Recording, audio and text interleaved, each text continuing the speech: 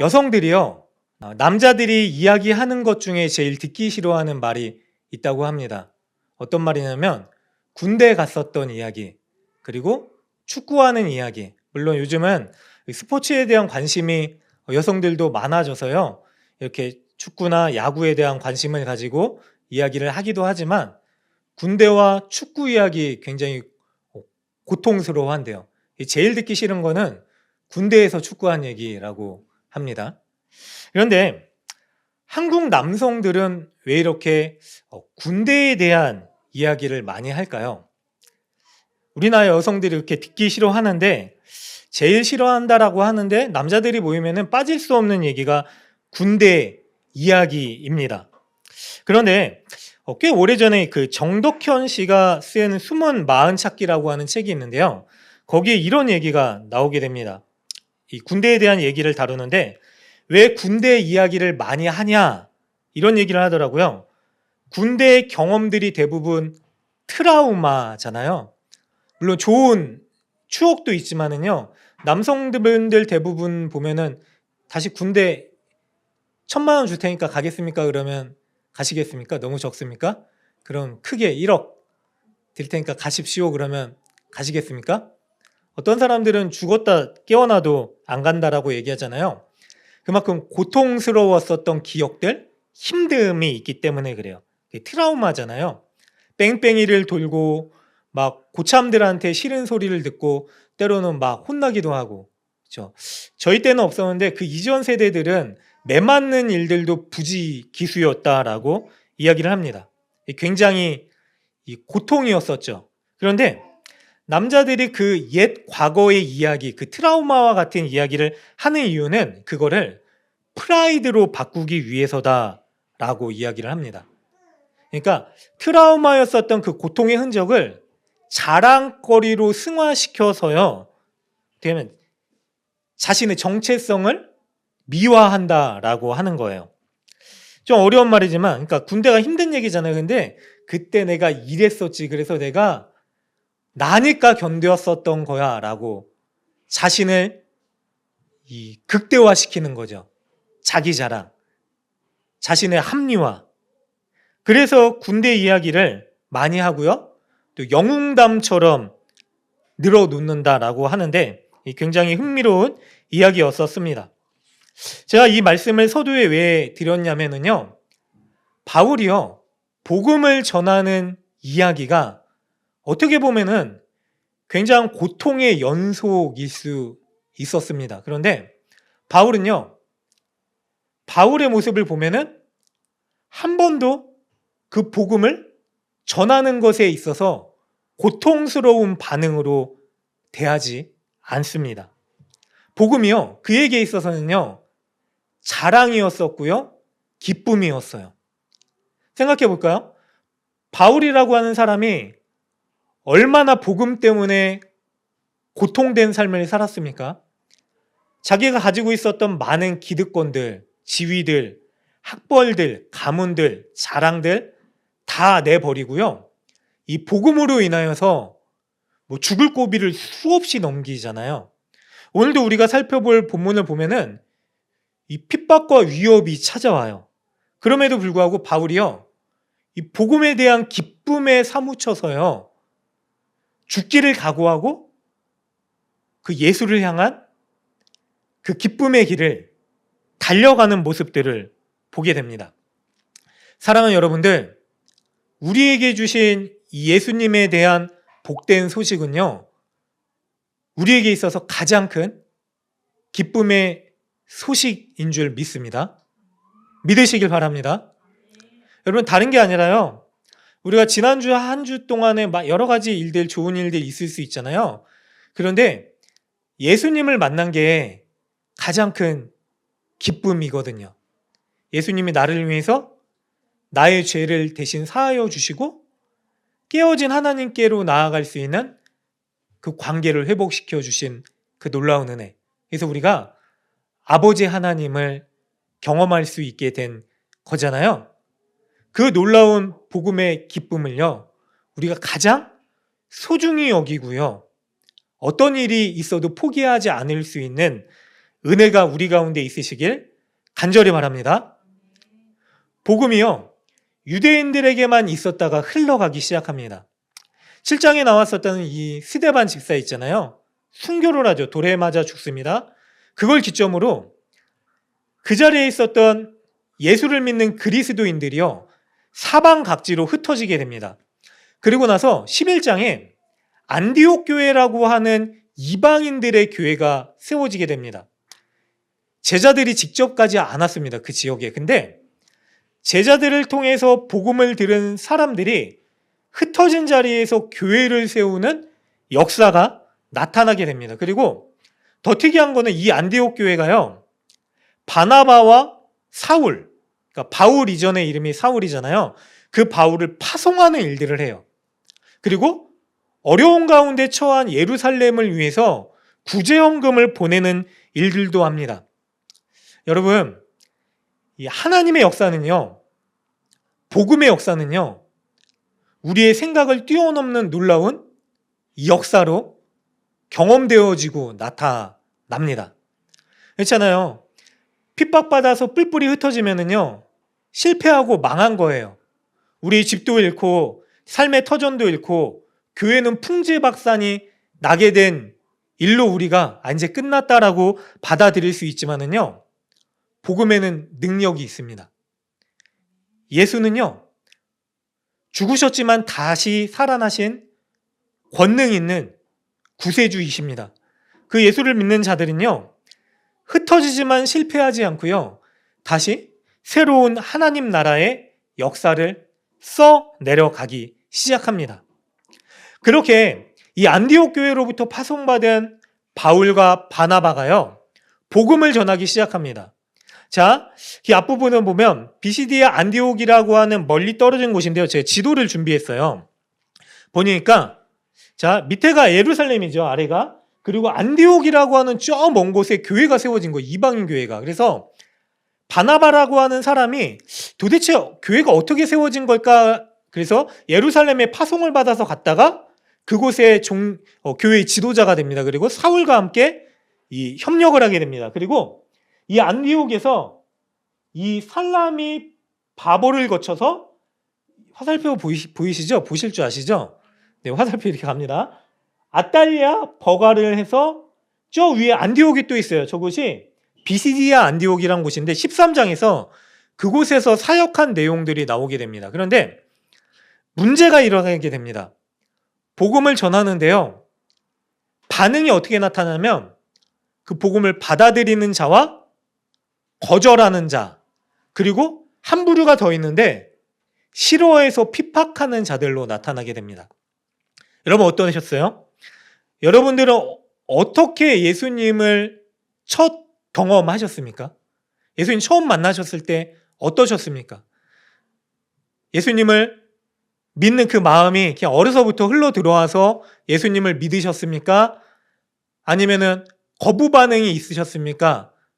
아니면 한 단계 더 나아가서 내가 예수의 이 숫자만 들어가도 그래서 내가 무슨 생수도 안 마셔 이렇게 핍박하는 반응을 하셨습니까?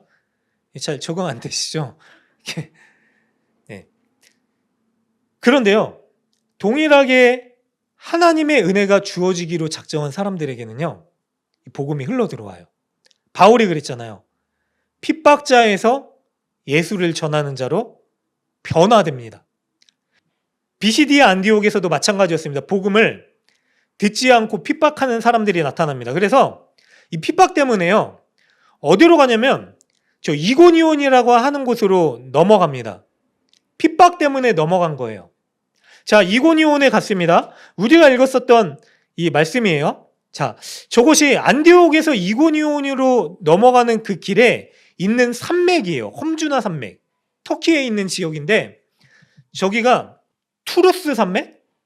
굉장히 높대요. 그러니까 그때 당시에 함께 동역했었던 마가라고 하는 이 바나바의 조카가 있는데 마가가 도망갔어요. 그래서 학자들은 뭐 바울과 관계가 틀어졌다라고 얘기를 하기도 하고, 또 어떤 학자들은 저것이 굉장히 험준하거든요. 해발 3,000m가 높대요. 그러니까 마가가 보고서, 젊은 마가가 이제 여기서 고생 끝인 줄 알았는데 또 고생길이 열리겠구나. 저길 어떻게 넘어 그러고 돌아갔다라고 이야기를 하는 사람들도 있는데 그만큼 고생을 하면서 바울이 넘어갔었던 것입니다.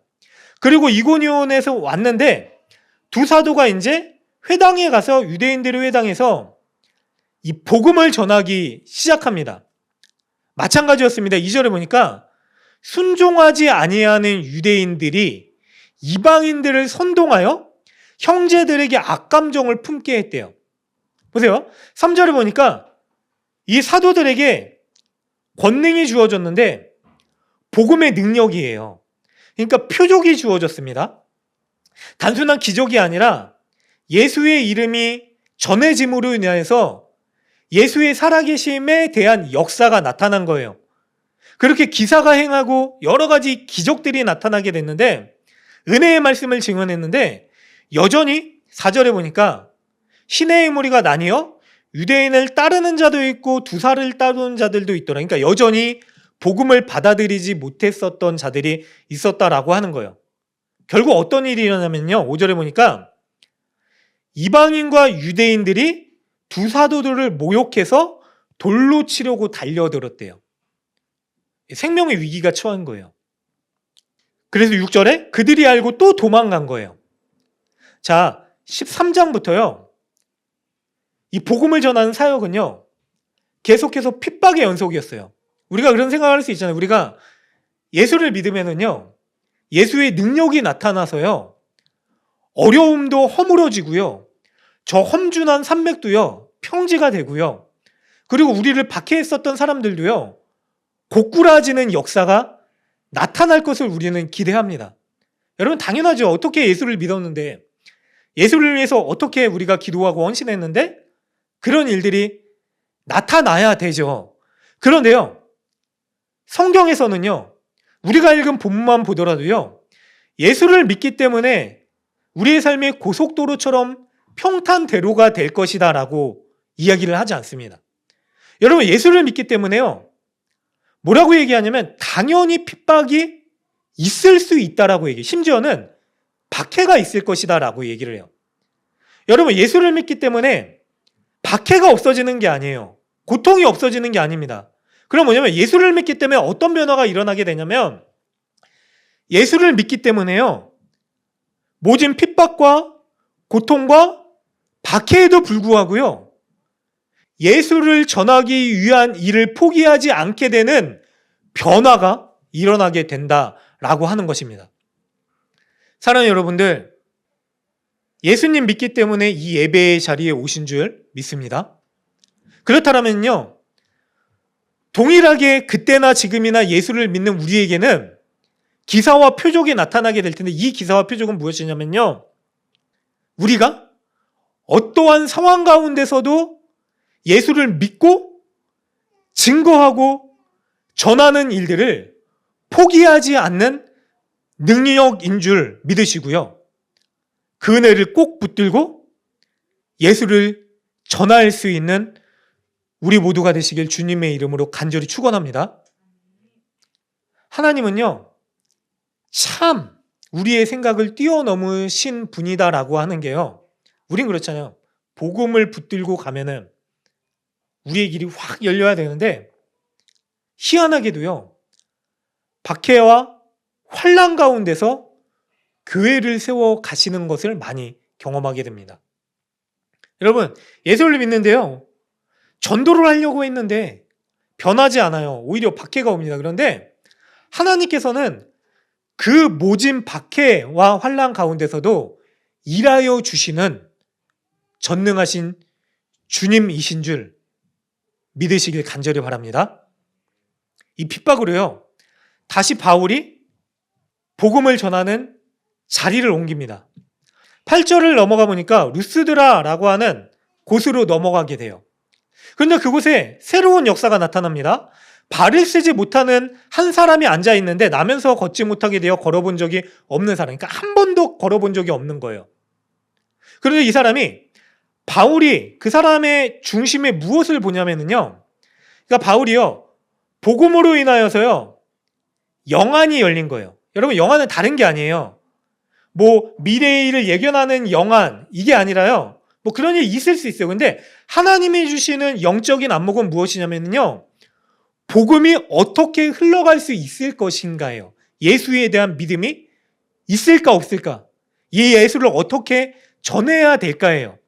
바울이 보니까요. 말하는 것을 듣고 바울이 주목하여 그에게 구원받을 만한 믿음이 있는 것을 보았대요. 그리고 어떤 일을 하냐면 10절에 큰 소리를 이르되 내 발로 바로 일어서라 하니 그 사람이 일어나 걷는지라. 사도행전 3장에 동일한 역사가 베드로와 요한을 통하여서 일어났잖아요. 나면서부터 못 걷게 되었었던 사람, 40이 넘은 사람이 금과 은은 내게 없거냐 내게 있는 것으로 내게 주노니 나사렛 예수 그리스도의 이름으로 일어나 걸으라 라고 하는 역사가 일어났잖아요. 이 바울에게도 동일한 은혜가 일어납니다. 그러니까 복음은요. 어느 한 명, 복음의 능력은 어느 한 사람에게만 주어지는 게 아니라 예수의 능력이 동일하게 나타나는 것을 경험하게 되는 것이죠. 그리고 나서 11절에 이 무리들이 바울이 한 일을 보고 루가오니오냐 방언, 그러니까 바울과 바나바가 알아듣지 못하는 자기 지역의 말로 소리를 지르고 막 얘기하는 거예요. 신들의 사람의 형상으로 우리 가운데 내려오셨다.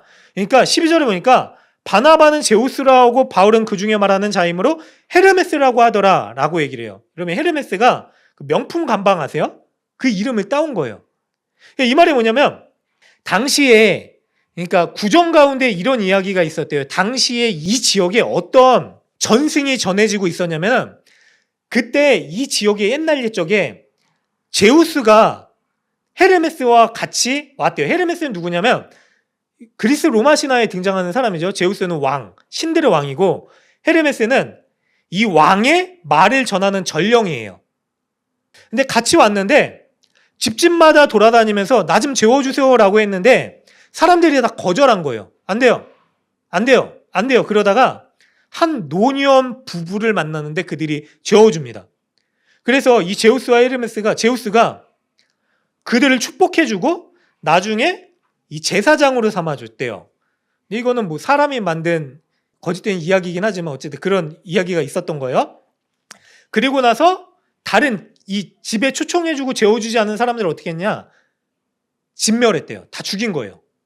이런 소문이 듣고 나서 보니까 갑자기 기적이 나타난 거예요. 신들만 할 수 있는 기적.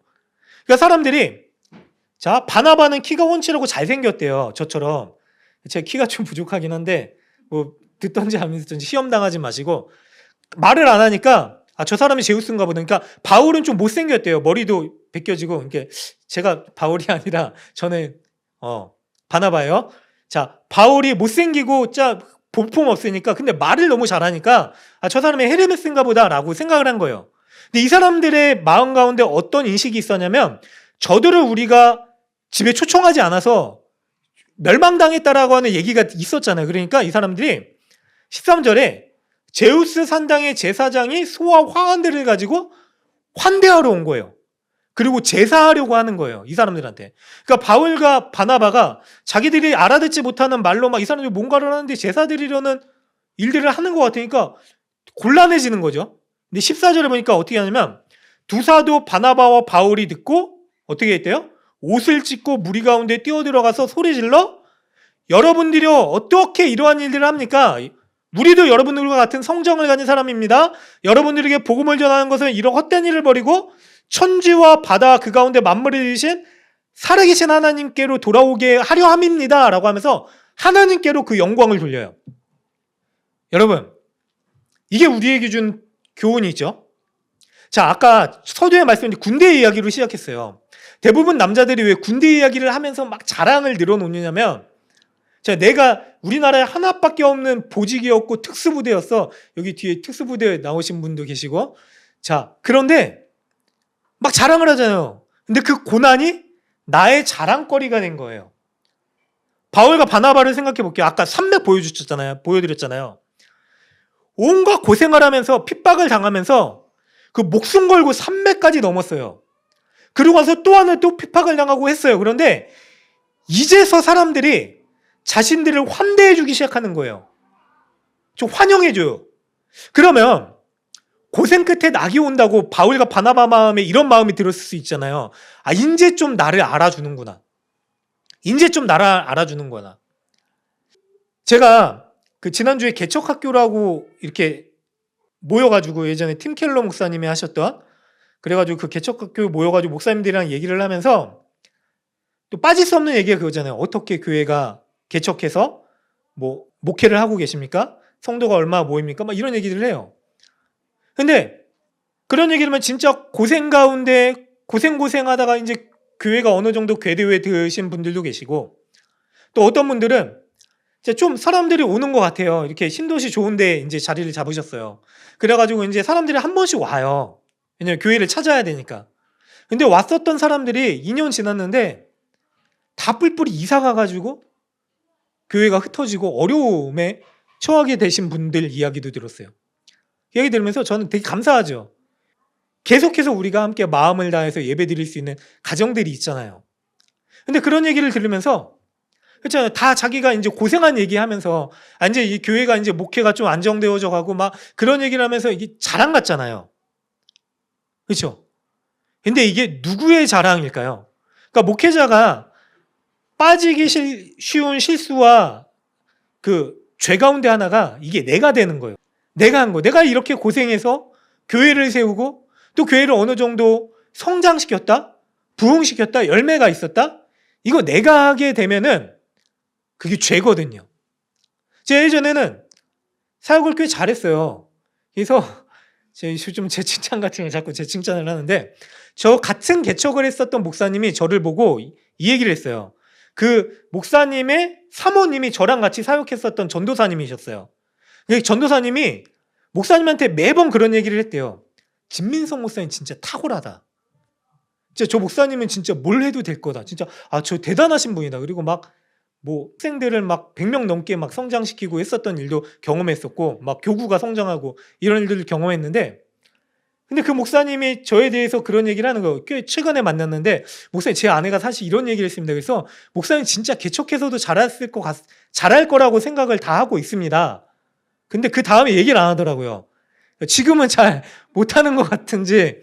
그러면서 이제 그 목사님도 개척을 하셔가지고 되게 좀 열심히 잘 하고 계시거든요. 근데 이런 거, 여러분, 도구가요, 열심히 수고하는 건 당연한 거예요. 맞죠? 진공청소기가요, 열심히 청소를 하면서 흡입을 하는 건 당연한 거예요. 흡입을 못하게 되면 어떻게 해야 되죠?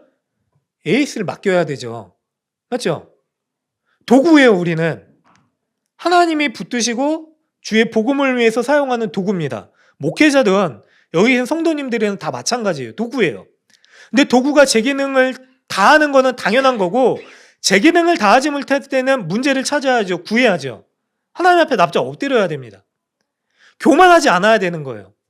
그런데 바울과 이 바나바가 어떤 걸 경험하냐면, 그토록 고생하다가 이제 되는 거예요. 이 사람들이 환대해주네, 이제 뭔가 되려나 보다 라고 하는 마음을 가질 수도 있어요. 그런데 그들이 어떤 반응을 보이냐면, 보니까 14절에 옷을 찢었대요. 그리고 무리에게 뛰어가서 소리 지르는 거예요.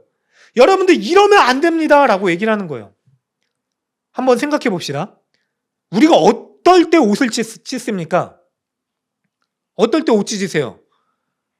우리를 무시할 때 옷 찢어요. 우리에 대해서 나쁜 말 할 때 옷 찢잖아요. 옷 찢고 막 화를 내면서 소리 지르잖아요. 근데 이게 반대가 된 거예요. 여러분, 예수를 믿으면은요, 복음의 열매는요, 우리로 하여금은요, 이게 누구를 위한 일인가를 생각하게 하고요, 이게 나를 위한 일이 아니게 생각하게 되는 거예요. 그러면 이 말은 뭐냐면요, 나를 위한 일이 아니라 예수를 위한 일이기 때문에요, 내게 어려움이 있어도요, 이게 실패가 아니라, 고난이 아니라 예수를 위한 일이라고 반응을 할 수 있습니다. 여러분, 믿음으로 아멘 하시면 좋겠어요.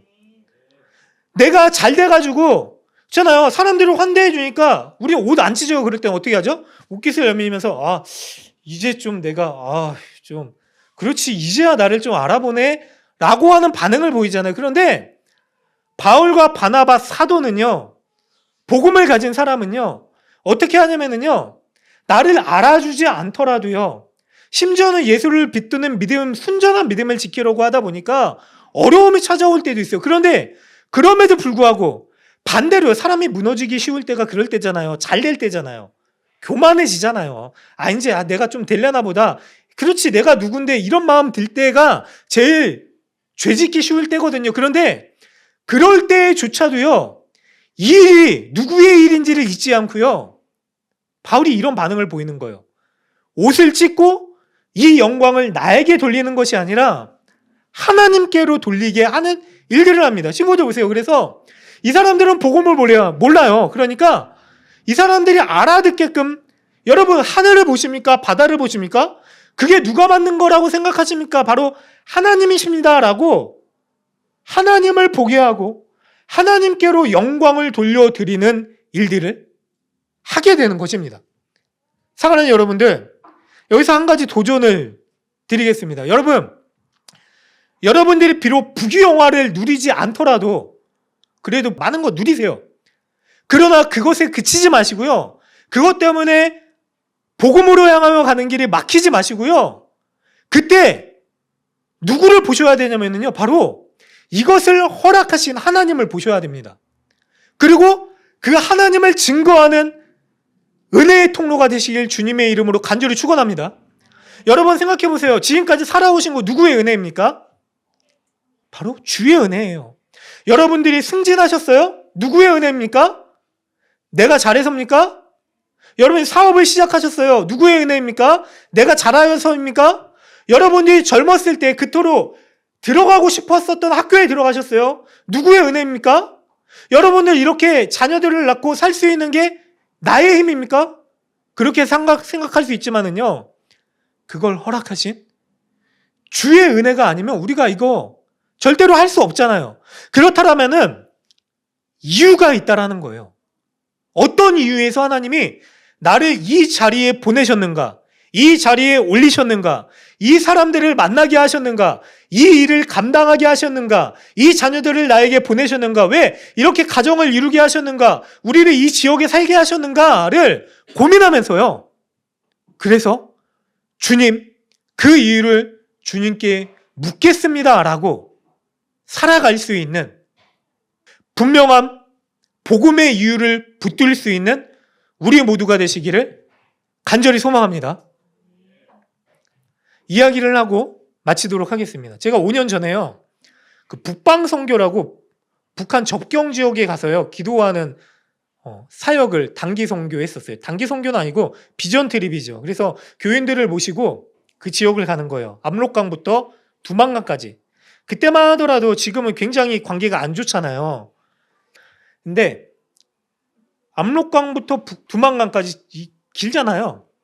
차를 타고 가면서 믿음의 사람들을 만나고 같이 기도하고, 또 그 지역을 가면서 기도하고, 또 기도만 한 건 아니고 또 이렇게 백두산도 올라가고 하는 일들을 하는데, 나중에는 이제 러시아, 북한, 중국 접경지대가 있잖아요. 그곳에 가서 또 기도하기도 하고. 그런데 이제 여기서 대단히 많은 역사가 나타났대요.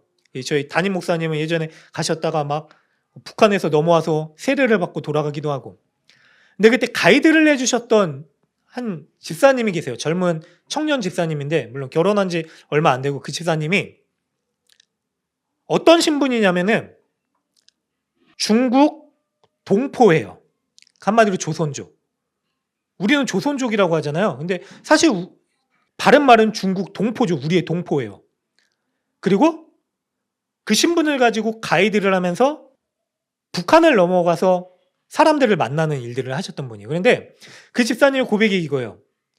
자신이 왜 어렸을 때 내가 누구인지 정체성을 가지지 못하고 매일같이 원망하고 불평하고 미워하고 분노하는 삶을 살았대요. 왜 그럴까요? 이분들이요, 되게 고통스러운 삶을 사는 거예요. 왜냐면 중국 사람들에게 있어서는 변방의 저 소수민족 가운데 속된 말로 보잘것없는 무시받는 민족이에요. 그렇죠? 중국인이 아니에요. 변방의 소수민족 가운데 하나예요. 중국 국적을 가지만 학교에 가면은 중국 주로 한족이래요. 한족 사람들이 무시하고 괄시하고 심지어는 막 너무 억압하고 이런 일들도 경험하는 거예요. 그런데 자신은 한국 동포인데 한국 사람들은 또 조선족이라고 무시하는 거죠.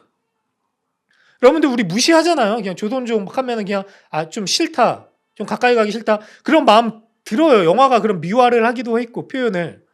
근데 그런 대우를 받으면서 어렸을 때 너무 분노가 일어나는 거예요.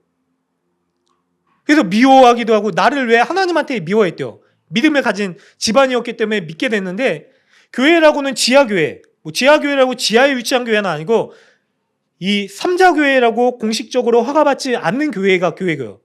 이 지하교회로 표현되는 거예요. 그래서 핍박받고 막 흩어지고 공안이 오면 도망가야 되고 이런 일들을 매일 경험하면서 하나님을 원망했대요. 하나님, 도대체 왜 나를 이 모양 요 꼴로 태어나게 하셔가지고 이렇게 힘든 삶을 살게 하십니까? 내가 언제 우리 부모님이 예수를 안 믿었습니까? 얼마나 잘 믿었습니까? 그런데 왜 우리를 이 모양 요 꼴로 살게 하십니까? 라고 원망했대요. 그런데 이런 얘기를 하시더라고요. 그런데 시간이 지나고 삶을 돌이켜봐서 지금 보니까 하나님이 왜 나를 그 모양 그 꼴로 태어나게 하셨는 줄을 알게 되었습니다. 왜 그런지 아세요? 여러분 이분은요 조선족이기 때문에요 중국 중화인민공화국 신분을 가지고요 북한을 들어갈 수 있는 거예요. 여러분 그 신분을 가졌기 때문에요 북한이라고 하는 그 깜깜한 암흑 같은 나라예요. 제가 가봤는데 이 강을 따라가면은 딱 경계가 지어져요. 왼쪽은 중국이면은 중국은 그냥 우리나라 번화가처럼 되게 화려한 거 좋아하잖아요. 온갖 네온사인들 막 음악이 쾅쾅쾅쾅 하고 그런데 진짜 100m도 안 떨어졌어요. 건너가. 근데 거기는 깜깜해요. 나무도 없어요. 왜? 나무를 다 베가지고 땔감으로 쓰고 그냥 완전히 호화 벌판이에요. 진짜 사막처럼. 그 땅이 계속 이어지는 거예요. 그런데 이분이요. 자신이 그토록 원망했었던 조선족으로 태어났기 때문에 자신이 원망했지만 그래도 포기하지 않고 자기를 아니었었던 예수 그리스도의 그 은혜를 가지고요. 북한에 들어가서요. 양말 공장을 세우고요. 돈도 없었대요. 그래서 가이드 일을 하는 거예요. 근데 이 돈이 어떻게 모아지냐면 남쪽에 상해 쪽에는 공장이 되게 많대요. 그런데 거기서 돈 많은 사람들이 있잖아요. 근데 그들이 복음을 듣고요. 도전을 받아서요. 저 북녘 땅에 복음을 전해야겠다는 일념으로 돈을 보내준대요. 그래서 북한 땅에 양말 공장을 짓고 그 사람들을 고용하는 거예요. 그래서 그 사람들을 향하여 한 걸음 한 걸음 다가가서 바로 복음은 못 전하고 그 사람들한테 잘해주고 헌신적으로 해주고 그 사람들이 이유를 묻는 거죠. 왜 이렇게 우리에게 잘해줍니까?